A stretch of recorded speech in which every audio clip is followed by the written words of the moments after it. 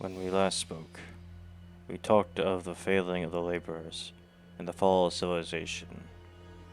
And although we spoke of their fall, we did not explain that although they failed, they did not collapse entirely. Instead, the civilizations had waned in the face of the apocalypse. But through trial and sacrifice of countless of thousands of souls, the civilizations would adapt in their own way. We will speak of those that survived in whole upon the continent of Eikoria.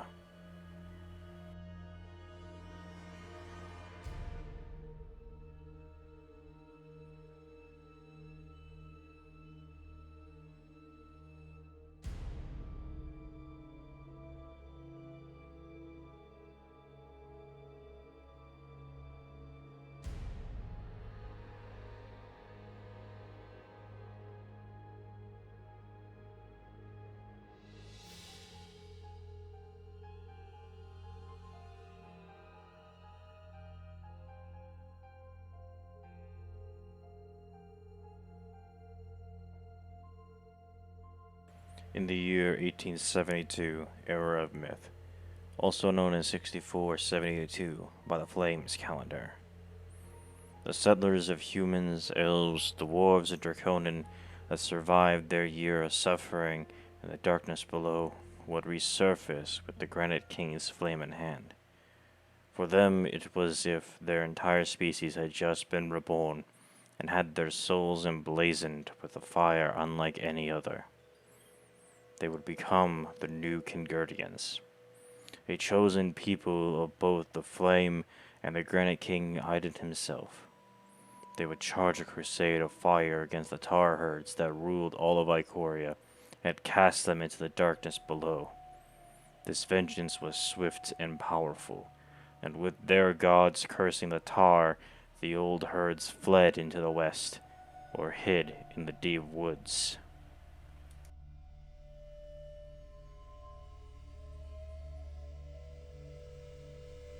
Planting the blazing banner of fire, the Crusaders founded the city of Amurn as the birthplace of the Second Kingurdian Empire. While not all the settlers accepted to do this, many would break off into forming their own tribes. For thousands of years, this Kingurdian Empire would bring these tribes back into hold. Through means of diplomacy and warfare, the empire would glow at its height of reaching the barbarian frozen north to the lightning-struck island of Sundarin in the south. Over the many millennia, however, the empire would slowly begin to crack, and under the rule of Haranas I, he would sit apathetic to the fall of his empire, as a separate religious sect had amassed strength and a following, forming a schism within these lands.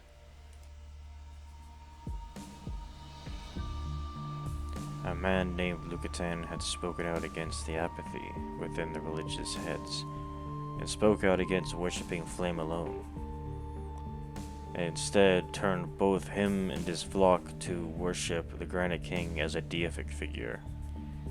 This at the time was of course a heresy, and as his people would be hunted down across the lands, they would be brought to a near end of their existence. With nowhere else to go beyond the pass of Cordova, Lucatan's close friend and general, Renigan, volunteered to stay and hold back the Kingurdians to buy enough time for Lucatan and his followers to obtain a boat in Viarn. For days, Renigan would hold back the Kingurdian legions by himself. Even when the fire priest had casted world-class miracles which erupted volcanoes onto him, he endured and held that line. He would only fall after he knew and had assurance that his friends and flock were safe from the port of Viarn, and as a means to repay the Kingurdians, he would lash forward, giving up his real position to make them pay for every last drop of blood they had spilled in their decadence and apathy.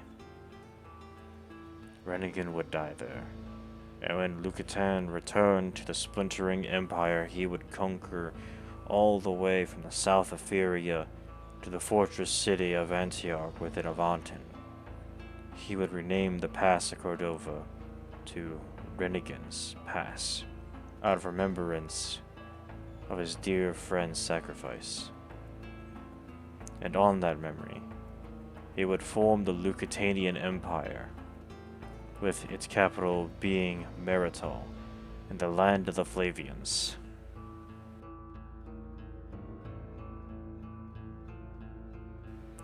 Thousands of years later, and the Lusitanian line would split between a Eikorian bloodline in the north and the Flavian bloodline in the south, with all of Mortuary on the west separating at a whim, with the pass becoming the home of the smaller states of Cordova, Viaran, Falam, and Finia.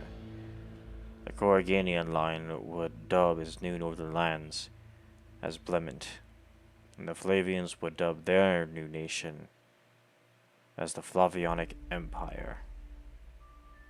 The lands of Avanton would become a crusader state under a crusader king.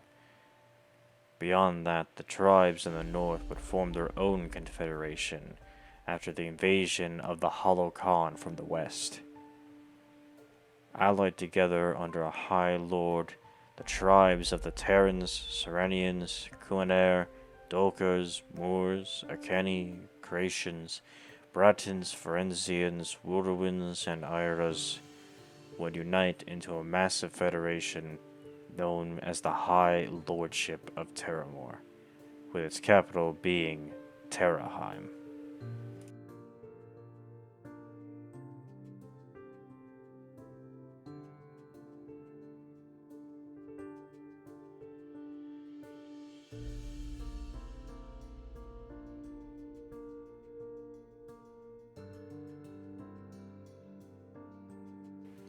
In the last days of the Age of Heroes, the Flavionic Empire would be upon its aging legs, attempting to keep its maritime colonies submissive. While in Blement, a civil war broke out over an ideology pioneered by one Count Cardius, who would usurp the rule of the Corganian family lines and install a new government under his Puritan order known as the Blood Cult. They would rule the newly dubbed Greater Blement from a capital dedicated to Cardius in his home territory called Bloodmire. The Puritan ideology of Greater Blement would leak into the High Lordship in the north, and as so too would the divisions of culture and belief across the entire High Lordship also begin to sew cracks into the nation, threatening itself into its own civil war. With the High Lord uncertain about what to do, it would be his steward, Lord Edmund Trost, or Kuanair, that would propose a partition of power. With reform after reform, the High Lord would lose his absolute power and bestow it onto a parliament, represented by the states of the Lordship, who in turn represented the people. After the monarchy only became a title of position for head of state and held only representative power, they would become known as the Republic of Terramore, the world's first democracy.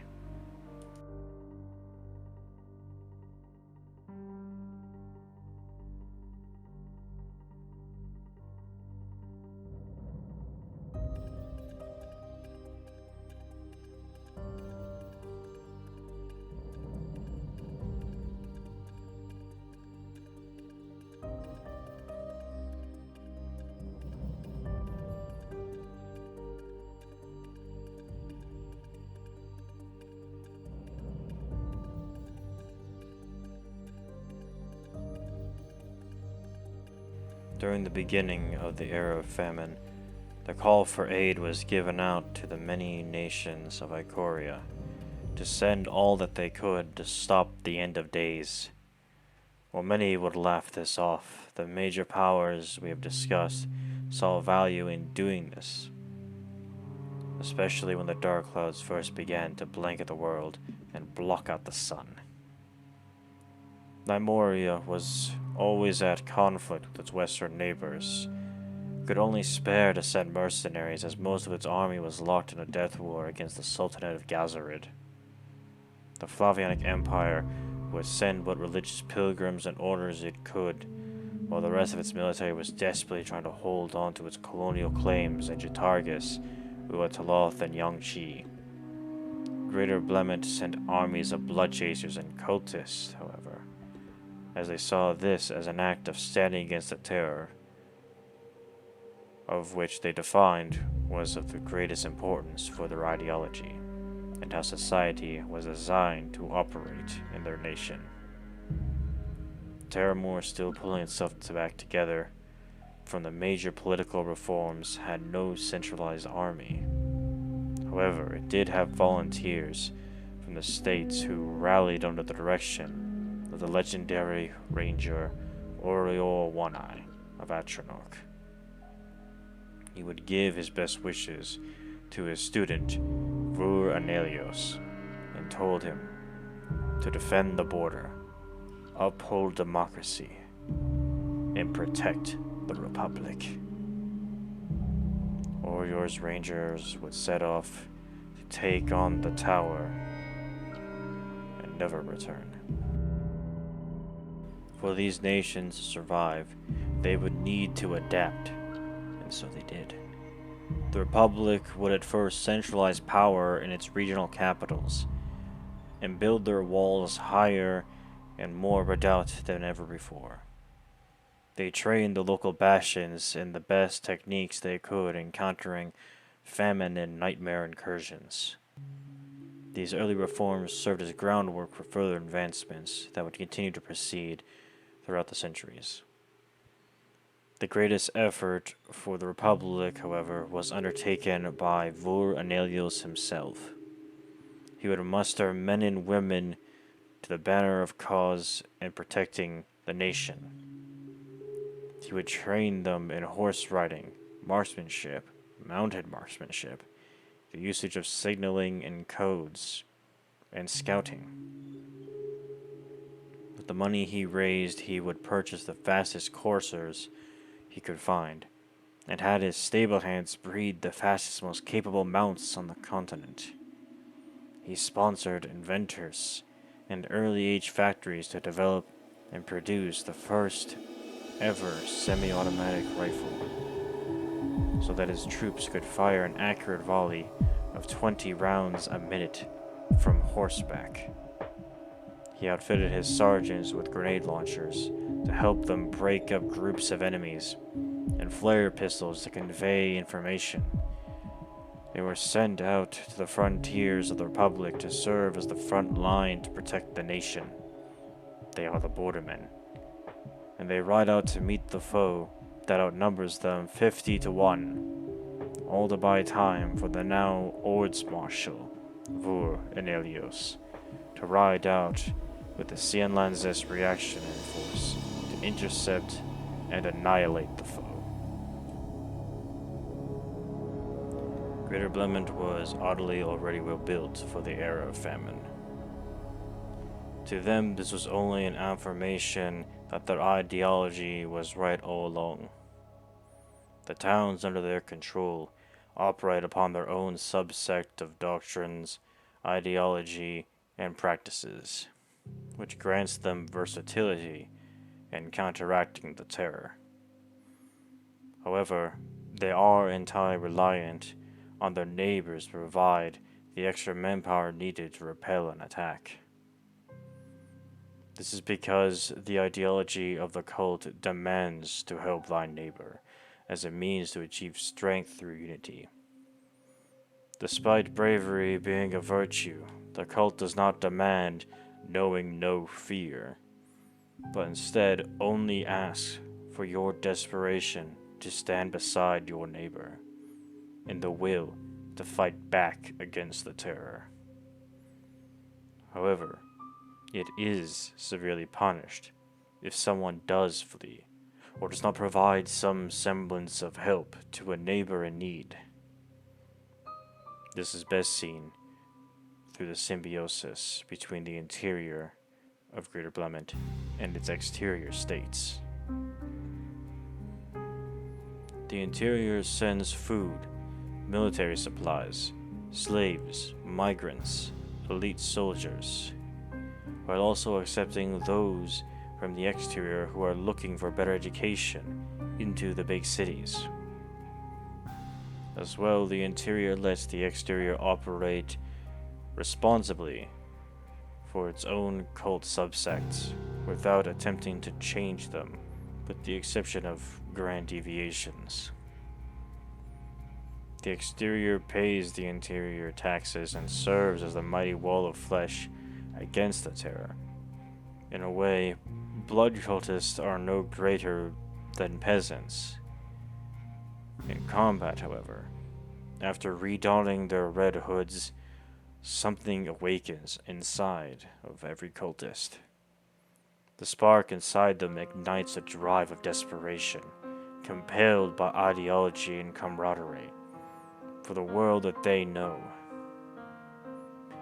They refuse the dark that is offered to them, and embrace purifying the terror in its every form, not out of a religious zeal or reclamation of the past, but to protect those that they love.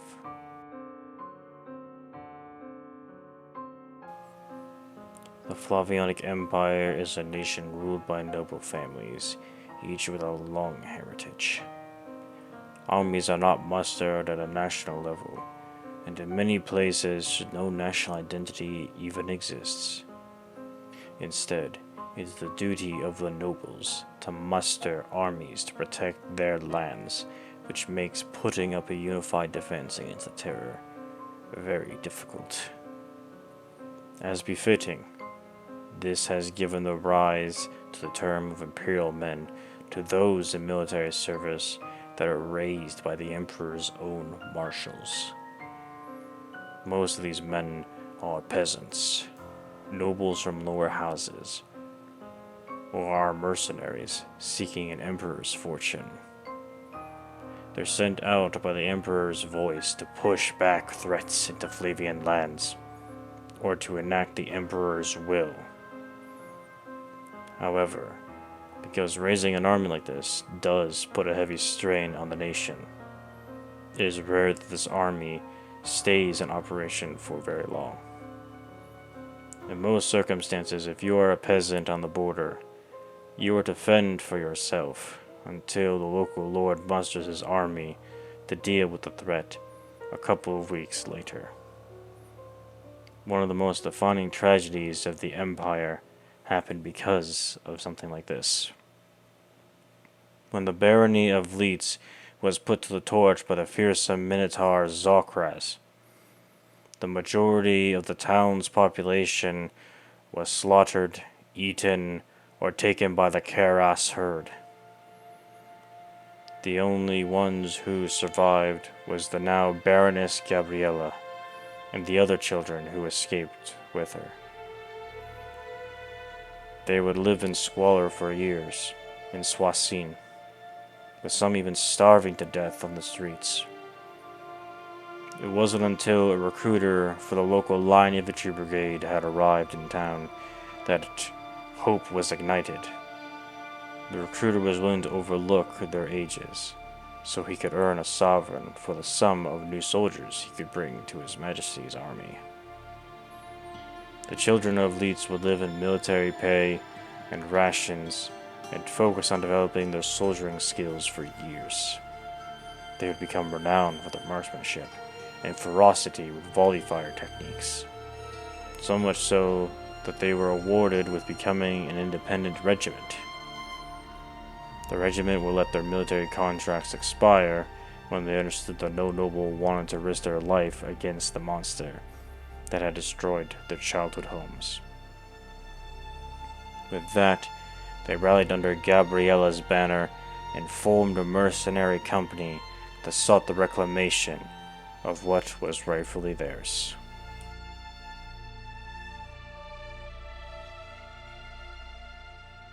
So far, we covered the three major powers in eastern Eikoria, but we've yet to elaborate further on the lands west of here.